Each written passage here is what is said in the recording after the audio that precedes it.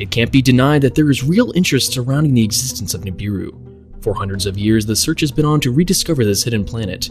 But why are we searching for something that we have never seen, and how do we even know it exists?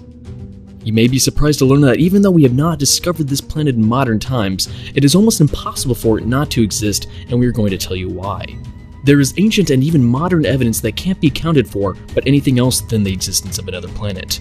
Due to the large number of natural disasters that have happened on our planet, many people claim that it is due to the approach of Nibiru. Now, for those of you who see it as the destroyer of the Earth, we're not going to give you any false evidence that it is sitting behind the sun and approach is imminent.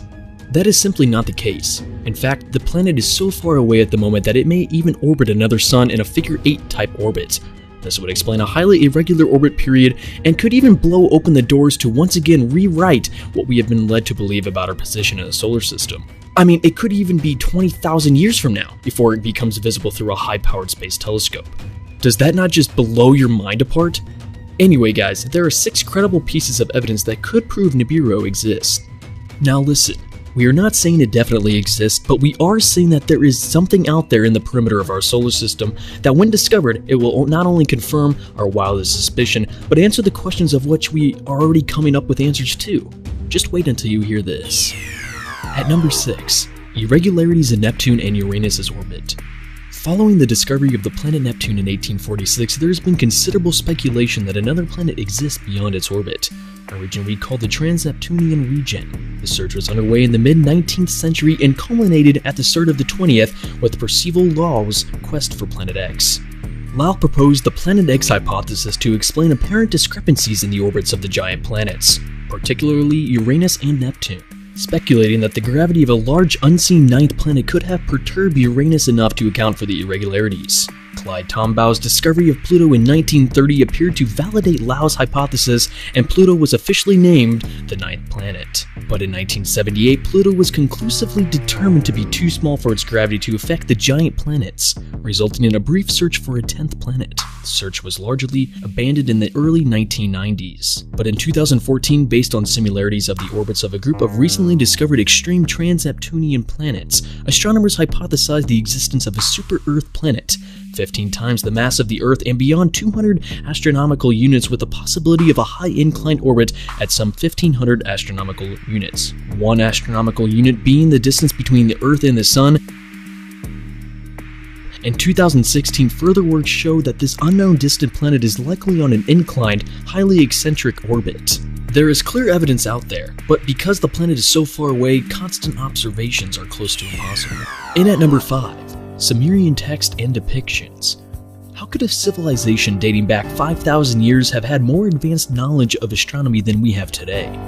That is a question we have long lost the answers to, but the ancient Sumerians depicted and documented the first Nibiru some 3,500 years before the birth of Christ.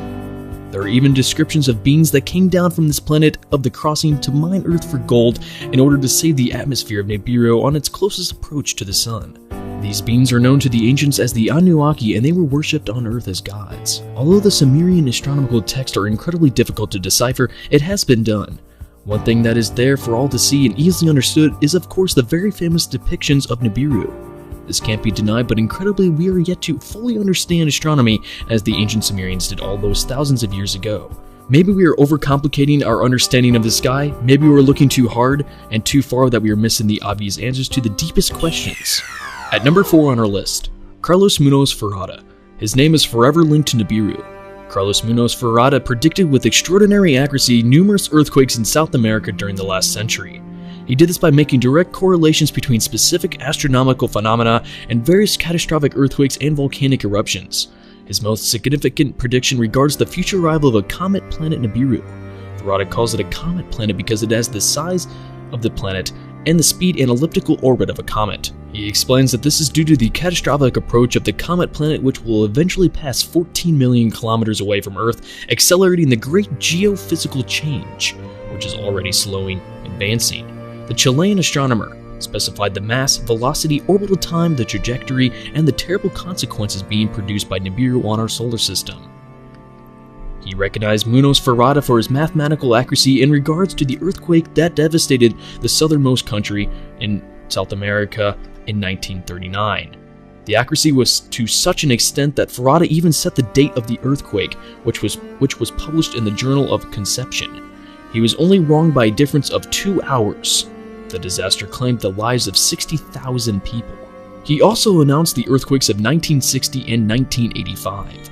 There will come a time when Nibiru will be permanently visible as a second sun and in common conditions in broad daylight. This is why it was rediscovered in the 80s by the Orbiting Infrared Telescope, IRAS. Carlos did not mention when this planet would come close to the Earth, only that world events would intensify as the years go by. The closer the planet gets, the more cataclysmic the events.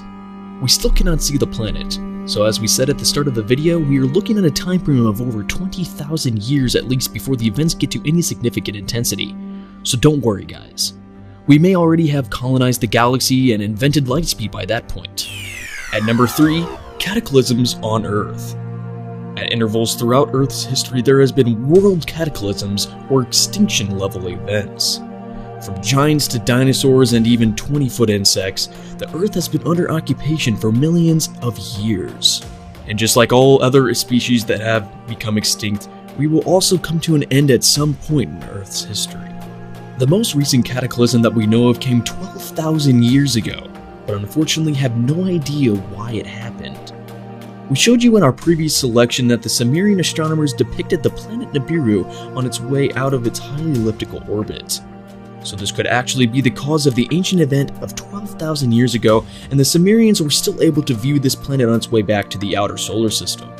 It would explain how the Sumerians had the advanced knowledge possibly gifted from the Anunnaki of Nibiru as they mined the Earth for gold. Now we're completely aware of how crazy and wild of an idea this sounds, but let's just keep an open mind. And at number 2, the asteroid belt. The asteroid belt is a strange place. Located between planets Mars and Jupiter, it is thought by many that the asteroid belt was in fact once a planet that collided with the Nibiru system. Beginning in 1801, tiny rock and metallic objects were discovered to be orbiting the Sun at about this distance. Since then, several 100,000 large asteroids have been catalogued, and it is estimated there are more than 1 million large asteroids. Among catastrophists, there is substantial disagreement on the matter of this missing 5th planet from the Sun, in the place of which lies the Great Band, the debris of an enormous planet which the Sumerians knew as Tiamat. Ancient Sumerian texts indicate that Tiamat was struck by a large planet, which moved into its present orbit, and also created the Earth's moon and the asteroid belt. In his books, The 12th Planet in the Cosmic Code, Zechariah Sitchin outlines this celestial battle, as described in the Babylonian text Enuma Elish. The planet Nibiru, as it came into the solar system on its clockwise retrograde elliptical course, struck Tiamat, which was moving in its ordained counterclockwise orbit. According to Stitchin's well-known translations, one of Nibiru's satellites struck Tiamat first, followed by 2 more of its moons. Nibiru then itself, an enormous cosmic entity, struck Tiamat, smashing 1/2 of the planet into pieces, which became what the Sumerians called the Great Band. The remaining half of the planet, which was struck by a smaller moon of Nibiru, was catapulted into a new orbit, along with a chunk of material which became its moon. According to the Enuma Elish, Tiamat's original moons were dispersed, many changing the direction of their orbits and rotations, creating Earth's moon and the asteroid belt. There is indeed evidence of this great cataclysm in our solar system today. And finally, number 1 on our list, Planet 9, speck of light observed. In January of 2016, researchers at Caltech stunned the world by announcing the discovery of the Planet 9. A speck of light was observed, and astronomers and stargazers around the world are waiting in anticipation for more confirmation. Though the NASA researchers are stressing that this is only a speck of light that has been observed, they can confirm that they are on the verge of discovering the planet. So basically, the 200-year search for Nibiru is going to happen within 20 years. The object, which the researchers have nicknamed Planet 9, could have a mass of about 10 times that of Earth and orbit about 20 times farther than the Sun on an average than Neptune. It may take 20,000 Earth years to make one full orbit around the Sun. Have noticed some of the dwarf planets and other small icy objects tend to follow orbits that cluster together.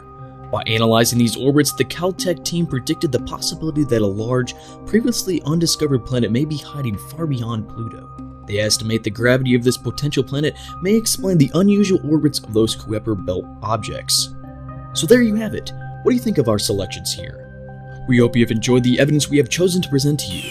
We are fully aware of the false information surrounding this planet, and the people who post the lies are doing a serious discredit to the people who are actively and historically dedicating their lives in the search for the planet Nibiru. Small shockwaves can make a huge difference, so please share our videos. My name's Seth from the Vertex Films YouTube channel. Thank you guys so much for watching, and remember, the ways by which we arrive at knowledge are hardly less wonderful than the discovery of these things themselves.